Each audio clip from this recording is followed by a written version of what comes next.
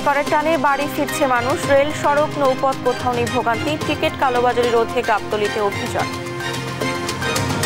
অন্যান্য বছরের তুলনায় এবার অনেক ভালো, সুস্থভাবে সিটে বসতে পারতাম, কোনো অসুবিধা নাই। আগের তুলনায় দেখতেছি এবারে ট্রেন মানে সময় মতন ছাড়তেছে।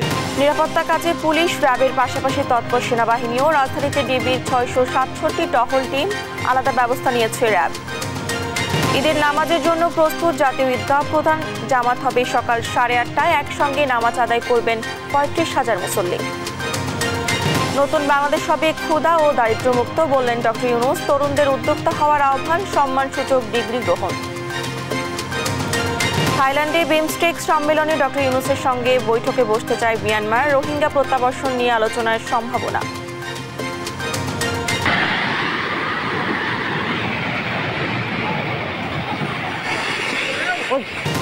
এবং স্মরণকালের ভয়াবহ ভূমিকম্পে ধ্বংসস্তূপ মিয়ানমার। প্রাণহানি হাজার ছাড়িয়েছে, নিখোঁজ বহু মানুষ, বিপর্যস্ত ব্যাংককও। আমন্ত্রণ সংবাদ দুপুরে, দেখছেন শিরোনামগুলো, সঙ্গে আছি আমি ডানা ইসলাম। এবার যাচ্ছি বিস্তারিত সংবাদে। এবার স্বস্তিতেই চলছে ঈদযাত্রা। বাস, ট্রেন, লঞ্চ কোথাও নেই কোনো ভোগান্তি। সময় মতো সব ট্রেন কমলাপুর ছেড়েছে। টিকিট ছাড়া কাউকে প্রবেশ করতে দেওয়া হয়নি প্ল্যাটফর্মে। আর নির্বিঘ্ন বাস যাত্রায় স্বস্তি প্রকাশ করেন যাত্রীরা। নৌপথেও চলছে আরামদায়ক যাত্রা। এ নিয়ে আরো জানাচ্ছেন নাফিয়া ফারজানা।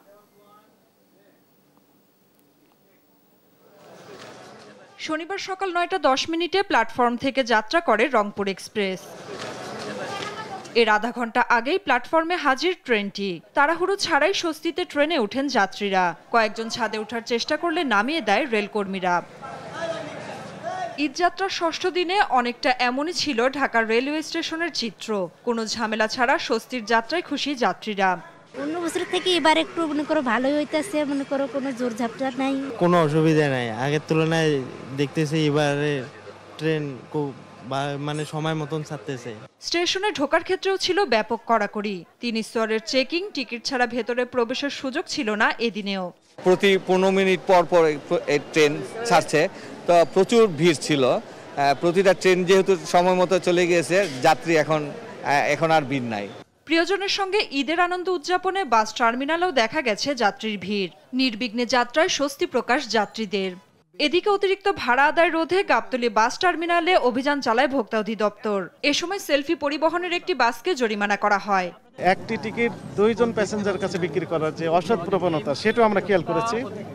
সেই প্রতিষ্ঠানকে আইনের আওতায় নিয়ে আসা হয়েছে। এদিন সায়দাবাদ বাস টার্মিনাল পরিদর্শন করেন সড়ক পরিবহন ও মহাসড়ক বিভাগের সিনিয়র সচিব মোহাম্মদ এহসানুল হক।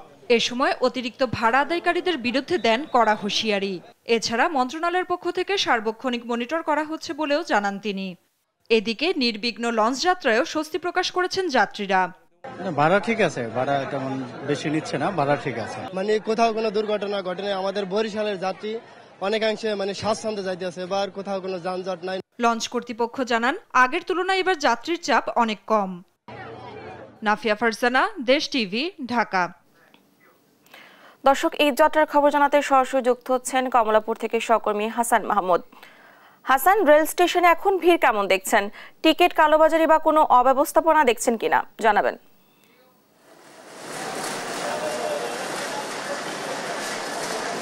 ধন্যবাদ আপনাকে ডানা। আপনি যেমনটা বলছিলেন যে ঈদ যাত্রায় কিন্তু আজকে আমরা এই মুহূর্তে খুব বেশি কিন্তু ভিড় দেখতে পাচ্ছি না, যেহেতু ট্রেনগুলো আমরা যতটুকু জানি যে সবগুলো ট্রেনই কিন্তু সময় মতো ছেড়ে গিয়েছে। ফলে যে পরিমাণ ভিড় থাকার কথা ট্রেন স্টেশনগুলোতে, সেটি কিন্তু এখন পর্যন্ত তেমনটা দেখা যাচ্ছে না। আমরা এখন পর্যন্ত যতটুকু জানতে পেরেছি প্রায় 20টির মতো ট্রেন ইতিমধ্যে ঢাকা থেকে ছেড়ে গিয়েছে এবং সবগুলো ট্রেনেই কিন্তু সময় মতো ছেড়ে গিয়েছে এবং ট্রেন ছাড়ার কমপক্ষে আধা ঘন্টা আগে সেগুলো স্টেশনে এসে নির্ধারিত প্ল্যাটফর্মে সেই ট্রেনগুলো অবস্থান করতেছিল। ফলে যাত্রীদের যে ভোগান্তি সেটি কিন্তু তেমন একটা নেই বললে চলে এবং তারা কিন্তু অনেকটা স্বস্তির সাথে এবারের ঈদ যাত্রাটা কিন্তু সম্পূর্ণ হচ্ছে এবং সাধারণ যাত্রীরা এতে কিন্তু অনেক বেশি খুশি।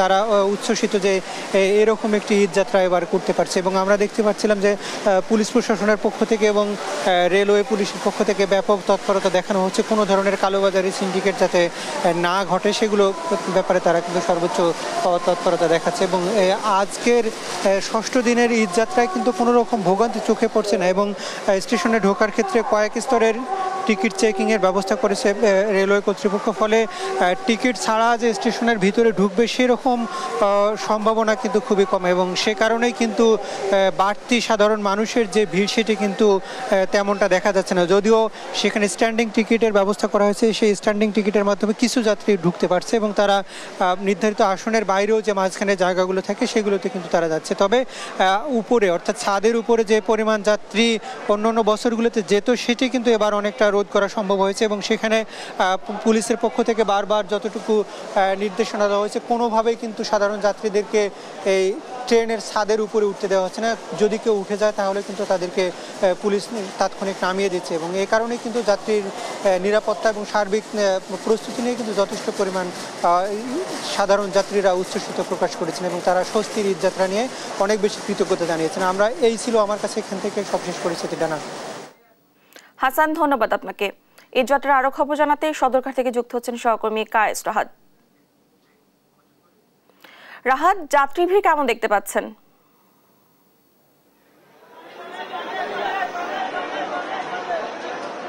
ধন্যবাদ ডানা। যেমনটি জানেন যে সদরঘাটেও কিন্তু ঘর ফেরতা মানুষের যে ঢল সেটি নেমেছে, তবে তুলনামূলকভাবে গতবারের তুলনায় এবার যাত্রীর পরিমাণ কিছুটা কম দেখতে পাচ্ছি। আমরা এখানে এসে লঞ্চ টার্মিনালে যেটি দেখতে পেয়েছি যে যাত্রীরা সাধারণভাবে যতটুকু আসার কথা বা যেমন ঈদের মৌসুমে যেমন আমরা উপচে পড়া ভিড়টি সাধারণত লক্ষ্য করে থাকি, তেমন উপচে পড়া ভিড় কিন্তু এবার লক্ষ্য করা যায়নি, যার ফলে যাত্রীদের ভেতরে একটা স্বস্তি বিরাজ করছে যে তারা মোটামুটি স্বস্তিদায়কভাবেই তারা তাদের বাড়ি ফিরতে পারছেন। যদিও এক্ষেত্রে অন্য একটি বিষয় যেটি যে লঞ্চ কর্তৃপক্ষ যারা ছিল তারা কিন্তু বলছেন যে এবারের ঈদের মৌসুমে হয়তোবা তারা ক্ষতির সম্মুখীন হতে পারেন যেহেতু যাত্রীর পরিমাণ তুলনামূলকভাবে কিছুটা কম। এর কারণ জানতে চাইলে লঞ্চ কর্তৃপক্ষদের কাছ থেকে যেটুকু জানা গেছে সেটি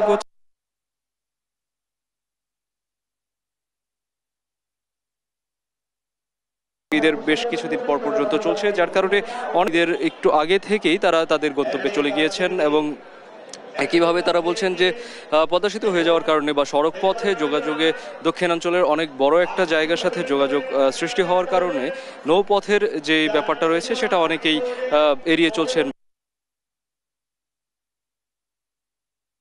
পথের দিকে মানুষের আকর্ষণ একেবারে কমে গিয়েছে সেটা বোধহয় বলা যাবে না, কারণ মানুষজন এখানে যারা এসেছেন সাধারণ মানুষ তারা বলছেন যে কিছুটা স্বস্তিদায়কভাবে বা কিছুটা আরামদায়ক যে যাত্রা সেই যাত্রার জন্য নৌ ব্যবস্থার উপর এখনো তারা ভরসা রাখছেন। তো সেই দিক থেকে সদরঘাটে এসে আমরা দেখতে পাচ্ছি যে মানুষের ভিড় ধীরে ধীরে ধীরে ধীরে বৃদ্ধি পাচ্ছে এবং অন্যদিকে যারা এখানে নৌ কর্তৃপক্ষ বা নৌ শ্রমিক যারা ছিলেন তাদের সাথেও যখন আমরা কথা বলেছি তখন তারা এই যাত্রা সম্পর্কে বলেছেন যে দিন যত বাড়তে থাকবে অর্থাৎ রাত যত ঘনাতে থাকবে, রোদের এই তাপটা যতটুকু কমতে থাকবে তার সাথে সাথে কিন্তু লোকজনের যাতায়াত এখানে বাড়তে থাকবে। তো সদরঘাট থেকে এই ছিল এই যাত্রা নিয়ে আমার কাছে সর্বশেষ। ধন্যবাদ আপনাদেরকে। এই যাত্রার সর্বশেষ খবর জানাচ্ছিলেন আমাদের সহকর্মীরা।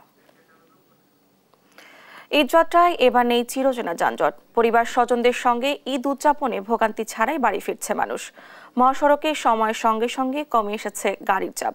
এদিকে গেল 24 ঘন্টায় যমুনা সেতুতে টোল আদায় হয়েছে 3,38,53,000 টাকা। ঈদ যাত্রা নির্বিঘ্ন করতে মহাসড়কে তৎপর রয়েছে আইনশৃঙ্খলা বাহিনী। সহকর্মীদের পাঠানো তথ্যচিত্রে আব্দুল্লাল মারুফের রিপোর্ট। সকাল থেকেই ঢাকা ময়মনসিংহ ও ঢাকা টাঙ্গাইল মহাসড়কে যাত্রীদের ঢল নেমেছে, তবে বিভিন্ন স্থানে গাড়ির চাপ থাকলেও নেই যানজট। গাড়ির সংখ্যা বেড়ে যাওয়ায় চান্দনা চৌরাস্তা এলাকায় যান চলাচল করছে কিছুটা ধীরগতিতে। ঢাকা টাঙ্গাইল যমুনা সেতু মহাসড়কে পরিবহনের চাপ নেই, ফলে এবার ঈদ যাত্রায় স্বস্তি মিলেছে উত্তরের মানুষের। গত 24 ঘন্টায় যমুনা সেতু দিয়ে 48,335টি যানবাহন পারাপার হয়েছে। এর বিপরীতে টোল আদায় হয়েছে 3,38,53,000 টাকা। সিরাজগঞ্জের মহাসড়কে যানবাহনের চাপ বাড়লেও যানজট নেই। নিরাপত্তায় জেলা পুলিশের 644 জন ও হাইওয়ে পুলিশের 150 জন সদস্য কাজ করছেন। উত্তরের প্রাণকেন্দ্র হিসেবে পরিচিত বগুড়ার মহাসড়ক দিয়ে স্বস্তিতে বাড়ি ফিরছে মানুষ। যানবাহনের চাপ কিছুটা বাড়লেও কোথাও যানজট নেই।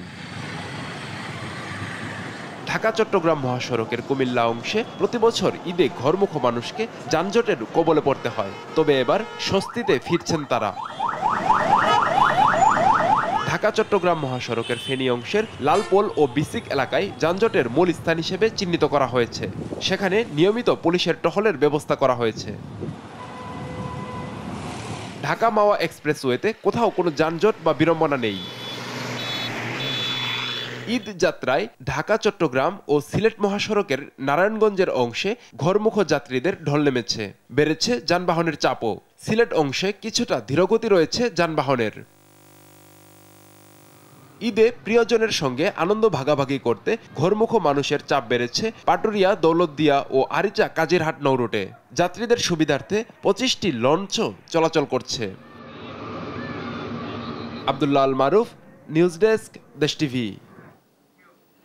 ঢাকা, চট্টগ্রাম ও সিরাজগঞ্জ অংশের মহাসড়কের খবর জানাতে সরাসরি যুক্ত হচ্ছেন সহকর্মী সুমন কবির ও শুভ কুমার ঘোষ। শুরুতে যাচ্ছি কুমিল্লায়। সুমন, মহাসড়কে কেমন ব্যস্ততা দেখছেন?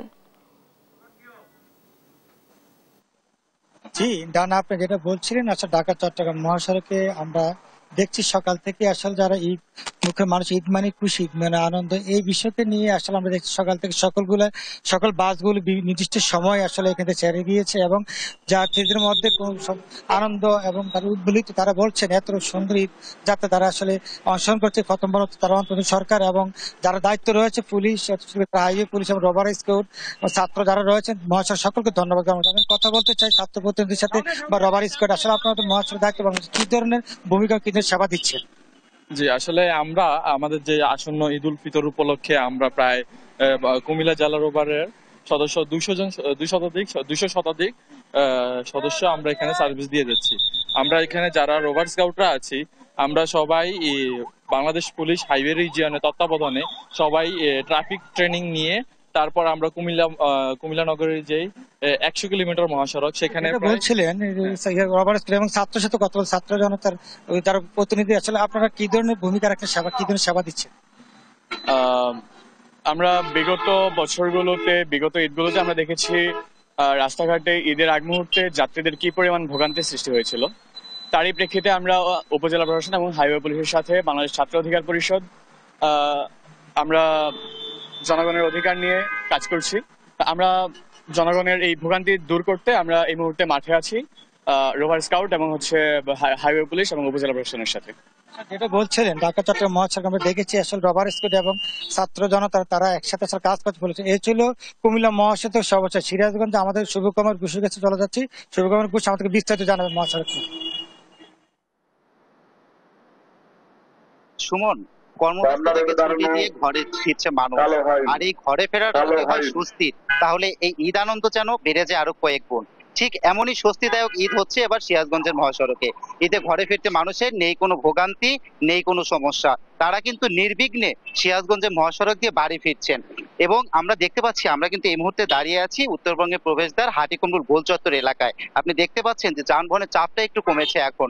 সকাল থেকেই পর্যায়ক্রমে যানবাহনের চাপ ছিল, পরবর্তীতে চাপটা একটু কমেছিল, আবার কিন্তু যানবাহনের চাপ ছিল, এখন একটু চাপটা কমেছে। এবং এর অন্যতম কারণ কিন্তু যে মহাসড়কে কোনো ভোগান্তি নেই, যানজট নেই, ধীরগতি নেই। এর ফলে নির্বাধায় কিন্তু মহাসড়কের যানবাহনগুলো চলাচল করছে। এবং এই ঈদ যাত্রা নির্বিঘ্ন করতে হাইওয়ে পুলিশ এবং জেলা পুলিশ কিন্তু সর্বোচ্চ সচেষ্ট রয়েছে। হাইওয়ে পুলিশের পক্ষ থেকে হাটিকুমরুল গোল চত্বর এলাকায় করা হয়েছে ওয়াচ টাওয়ার। এই ওয়াচ টাওয়ার থেকে কিন্তু যানবাহন চলাচল নিয়ন্ত্রণ করা হচ্ছে। কোনো যানবাহন যেন অযাচিত যাত্রী তোলানামা থেকে শুরু করে মহাসড়কে বাস থামিয়ে কোনো সমস্যা তৈরি করতে না পারেন, এর ফলে কিন্তু তারা সেইভাবে কাজ করে যাচ্ছেন। আমরা একটু সার্বিক পরিস্থিতি নিয়ে কথা বলবো আমাদের বগুড়া হাইওয়ে রিজনের পুলিশ সুপার এবং যিনি অ্যাডিশনাল ডিআইজি পদে পদোন্নতি প্রাপ্ত আমাদের শহীদুল্লাহ মহোদয়ের সঙ্গে। আপনি একটু মধ্যে আমাকে জানাবেন যে এবারে ঈদ যাত্রা অনেকটা নির্বিঘ্ন হচ্ছে আমরা দেখতে পাচ্ছি। এই নির্বিঘ্ন হওয়াটার পিছনে কি কি কারণ রয়েছে এবং আপনাদের পক্ষ থেকে কি কি পদক্ষেপ নেওয়া হয়েছে? আমি মূলত যেটা বলবো যে নির্বিঘ্ন হওয়ার পিছনে প্রথমত কারণ হচ্ছে রাস্তার ব্যাপক উন্নতি হয়েছে এবং যে কারণের জন্য একসাথে অনেক গাড়ি আসতে পারছে। পাশাপাশি আমাদের হাইওয়ে পুলিশের পক্ষ থেকে আমরা কিছু প্ল্যান করেছি এবং পরিবর্তিত পরিস্থিতির সাথে আমরা প্ল্যানটা পরিবর্তন করছি। অর্থাৎ যখন চাপ বেশি বেড়ে যাচ্ছে তখন বিকল্প পথ খুলে দিয়ে আমরা যানবাহনকে ডিসপাস করে দিচ্ছি, যে কারণের জন্য খুব সহজেই কিন্তু যানবাহন এক জায়গা থেকে আরেক জায়গায় চলে যেতে পারছে। ধন্যবাদ আপনাকে। উনি যেমনটা বলছিলেন, আসলে ওনারা কিন্তু এবার সময়ের পরিবর্তনের প্রেক্ষিতে নতুন নতুন কিছু পদক্ষেপ নিয়েছেন এবং ওনাদের এই পদক্ষেপগুলো কিন্তু প্রশংসায় ভাসছে। যারা ঘরমুখ যাত্রী আছেন তারা কিন্তু সম্পূর্ণ সন্তুষ্টি প্রকাশ করেছেন এই হাইওয়ে পুলিশের কর্মকর্তাতে। এবং আমরা কিন্তু আছি এই মুহূর্তে হাটিকুমুর গোলচত্বর থেকে জানাচ্ছিলাম হাইওয়ে পুলিশ সহ মহাসড়ক ঈদ যাত্রার সর্বশেষ পরিস্থিতি। ডানা, এই ছিল আমার কাছে সর্বশেষ। ধন্যবাদ আপনাদেরকে। ঈদ যাত্রায় মহাসড়কের খবর জানাচ্ছিলেন আমাদের সহকর্মী। ঈদ ঘিরে নাশকতার কোনো শঙ্কা নেই। পুলিশ, র্যাব, বিজিবি ও আনসারের পাশাপাশি সেনাবাহিনীও তৎপর রয়েছে, জানালেন স্বরাষ্ট্র উপদেষ্টা জাহাঙ্গীর আলম চৌধুরী। এদিকে নিরাপত্তা নিশ্চিতে রাজধানীতে 667টি টহল টিম, 71টি চেকপোস্ট বসানো হয়েছে। পাশাপাশি নিজস্ব নিরাপত্তা ব্যবস্থা নেওয়ার পরামর্শ দিয়েছে গোয়েন্দা বিভাগ। নিজস্ব নিরাপত্তা ব্যবস্থা নিয়েছে র্যাবও। বিস্তারিত আলী আকাশের রিপোর্টে। ঈদ উল ফিতর উপলক্ষে ডিএমপির গোয়েন্দা বিভাগের নিয়ে কার্যক্রম তুলে ধরেন অতিরিক্ত পুলিশ কমিশনার রেজল করিম মল্লিক। সংবাদ সম্মেলনে তিনি জানান, নিরাপত্তা নিশ্চিতে রাজধানীতে 667টি টহল টিম, 71টি চেকপোস্ট বসানো হয়েছে। পাশাপাশি নিজস্ব নিরাপত্তা ব্যবস্থা নেওয়ার পরামর্শ দেন তিনি। মেট্রোপলিটন পুলিশের 50টি থানা এলাকায় প্রতিদিন জননিরাপত্তা বিধানে 2 পালায় ডিএমপির 667টি টহল টিম দায়িত্ব পালন করে আসছে। এছাড়া মহানগর এলাকায় নিরাপত্তা বৃদ্ধির লক্ষ্যে বিভিন্ন গুরুত্বপূর্ণ ও কৌশলগত স্থানে ডিএমপি কর্তৃক 71টি পুলিশি চেকপোস্ট বসানো হয়েছে। ফাঁকা রাজধানীর অপরাধ নিয়ন্ত্রণে ঢাকাবাসীকে সতর্ক থাকার আহ্বান জানিয়েছে র্যাব। রাজধানীর গুলশানে এক ব্রিফিংয়ে বাহিনীর পক্ষ থেকে নেয়া নিরাপত্তা ব্যবস্থা তুলে ধরেন র্যাব 1-এর অধিনায়ক। এ সময় কোনো ধরনের শঙ্কা দেখা দিলে দ্রুত আইন শৃঙ্খলা বাহিনীকে জানানোর আহ্বান জানান। আমাদের রিকোয়েস্ট থাকবে, যে কোনো ধরনের ঘটনা, ইভেন্ট যদি ঘটে, নিরাপত্তার বিঘ্ন ঘটে, অতি দ্রুত আমাদেরকে জানাবেন। এলাকা ভিত্তিক আমাদের কন্ট্রোল বোর্ডের নাম্বার রয়েছে, শুধুমাত্র র্যাব 1 না, আমি বলবো পুলিশের 999 রয়েছে, সেনাবাহিনীর গ্রাউন্ডে রয়েছে। আপনারা যদি দ্রুত আমাদেরকে ইনফর্ম করেন তাহলে আমরা যে কোনো ধরনের অপরাধ সংঘটিত হওয়ার আগেই প্রতিরোধ করতে সক্ষম হব। এদিকে গাবতলী বাস টার্মিনাল ও আশপাশের এলাকা পরিদর্শন করেন স্বরাষ্ট্র উপদেষ্টা জাহাঙ্গীর আলম চৌধুরী। জানান, ঈদে নাশকতার কোনো শঙ্কা নেই। পুলিশ, র্যাব, বিজিবি ও আনসারের পাশাপাশি সেনাবাহিনীও তৎপর রয়েছে। সবাই ছুটি ভোগ করতেছে, কিন্তু আমার পুলিশ কিন্তু সশস্ত্র বাহিনী, পুলিশ, বিজিবি, আনসার, এরা কিন্তু কেউ ছুটিতে যাচ্ছে না। এরা কিন্তু এই নিশ্চিতভাবে যেন এই মানে আইন শৃঙ্খলা যেন ভালো থাকে, এই জন্য তারা কাজ করে দেন। এই জন্য আপনারা কিন্তু তাকে একটু ধন্যবাদ দেওয়া দরকার। এরা কিন্তু কেউ ছুটিতে যাচ্ছে না। এরা আপনারা যেন ভালোভাবে যেতে পারেন, আপনার বাসা বাড়ি যেন সুরক্ষিত থাকে, এই জন্য সব ধরনের ব্যবস্থা নেওয়া হয়। মানুষের জানমালের নিরাপত্তায় চেকপোস্ট বসানোর পাশাপাশি চলছে টহল। নিয়োগ দেওয়া হয়েছে অক্সিলারি ফোর্স। নিরাপত্তা নিশ্চিতে সব বাহিনীর ছুটি বাতিল করার কথাও জানান স্বরাষ্ট্র উপদেষ্টা। আলী আকাশ, দেশ টিভি, ঢাকা। ঈদ জামাতের জন্য প্রস্তুত জাতীয় ঈদগাহ। সুপ্রিম কোর্ট প্রাঙ্গণে জাতীয় ঈদগাহের মাঠে সকাল 8:30টায় হবে প্রধান জামাত। ঢাকা দক্ষিণ সিটি কর্পোরেশনের সার্বিক তত্ত্বাবধানে সব প্রস্তুতি এরই মধ্যে সম্পূর্ণ হয়েছে। আবহাওয়া অনুকূলে না থাকলে বাইতুল মোকাররমে হবে প্রধান জামাত। বিস্তারিত নাইম আফসানের রিপোর্টে। দরজায় কারো নাড়ছে পবিত্র ঈদ উল ফিতর। ঈদের প্রধান জামাত অনুষ্ঠিত হবে রাজধানীর জাতীয় ঈদগাহ মাঠে। সেখানে একসঙ্গে 35,000 মুসল্লি জামাতে অংশ নিতে পারবেন। ঈদ জামাতের জন্য পুরোপুরি প্রস্তুত ঈদগাহ। শনিবার সকালে মাঠ পরিদর্শনে আসেন ঢাকার দক্ষিণ সিটি কর্পোরেশনের প্রশাসক মোহাম্মদ শাহজাহান। এ সময় তিনি প্রস্তুতির কথা তুলে ধরেন। পবিত্র ঈদ উল ফিতর উপলক্ষে জাতীয় ঈদগাহ ময়দানে প্রথম ঈদ জামাত আয়োজনের সকল প্রস্তুতি আমরা সম্পন্ন করেছি। ঢাকা দক্ষিণ সিটি কর্পোরেশন অত্যন্ত গুরুত্ব সহকারে আয়োজন পরিচালনা করছে, যাতে মুসল্লিগণ স্বাচ্ছন্দ্যে নির্বিঘ্নে নামাজ আদায় করতে পারেন। তবে বৈরী আবহাওয়া থাকলে সেক্ষেত্রে সকাল 9টায় জাতীয় মসজিদ বাইতুল মোকাররমে ঈদের প্রধান জামাত অনুষ্ঠিত হবে বলেও জানান তিনি। এখন পর্যন্ত আমাদের কাছে যে খবর আছে তাতে আবহাওয়া খারাপ হওয়ার কোনো সম্ভাবনা নাই।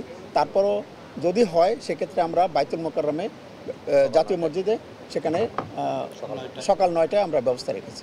ঈদগাহের সার্বিক নিরাপত্তা নিশ্চিত করতে পুলিশ, র্যাব ও অন্যান্য আইন শৃঙ্খলা বাহিনী সদস্যরা মোতায়েন থাকবেন। নারীদের নামাজ আদায়ের জন্য থাকছে আলাদা ব্যবস্থা। নাইম আফসান, দেশ টিভি, ঢাকা। চীনের পেকিং বিশ্ববিদ্যালয়ের ডক্টরেট সম্মানে ভূষিত হলেন বাংলাদেশের অন্তর্বর্তী সরকারের প্রধান উপদেষ্টা ডক্টর মোহাম্মদ ইউনূস। এ সময় তরুণ শিক্ষার্থীদের সামনে বিশ্ব অর্থনীতির ভয়াবহ বাস্তবতা তুলে ধরেন তিনি। তরুণদের চাকরি প্রার্থী না হয়ে উদ্যোক্তা হয়ে ওঠার আহ্বানও জানান এই নোবেলজয়ী। নীরব দাসের রিপোর্ট। মুক্ত চিন্তা আর স্বাধীন অর্থনীতি নিয়েই কাজ করে গেছেন নোবেল বিজয়ী ডক্টর মোহাম্মদ ইউনূস। উদ্ভাবন করেছেন গ্রামীণ ব্যাংকের মতো ক্ষুদ্র ঋণ প্রতিষ্ঠান। এই মাইক্রো ক্রেডিটের জন্যই বিশ্ব নন্দিত ও নোবেল জয়ী করেছেন তিনি। এবার চীনের পিকিং বিশ্ববিদ্যালয় থেকে ডক্টরেট ডিগ্রি গ্রহণ করলেন বাংলাদেশ অন্তর্বর্তী সরকারের প্রধান।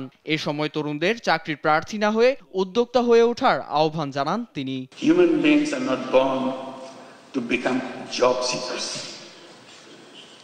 Job is a wrong idea. Human beings are creative beings.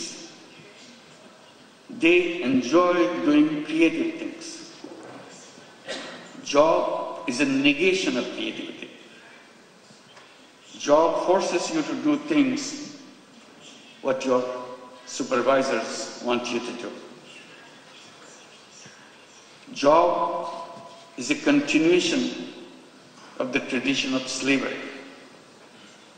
Human beings are not fit for slavery. Human beings are independent beings. So I keep on promoting the idea that all human beings are born as entrepreneurs, not job seekers.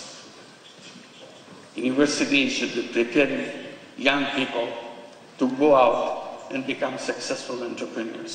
বহুল আলোচিত 3-0 তত্ত্ব নিয়েও আলোচনা করেন doctor Yunus. And now I pass it on to the young people between age of 12 to 35 to create what we call 3-0 clubs. 5 young people get together, create a small, tiny club, 3-0 club. What do? Each person, each member of that club commits to undertake a new journey of life. I shall not contribute to global warming myself. I'm not saying the whole world should do that. I'm saying to myself, I do not want to contribute to carbon emission.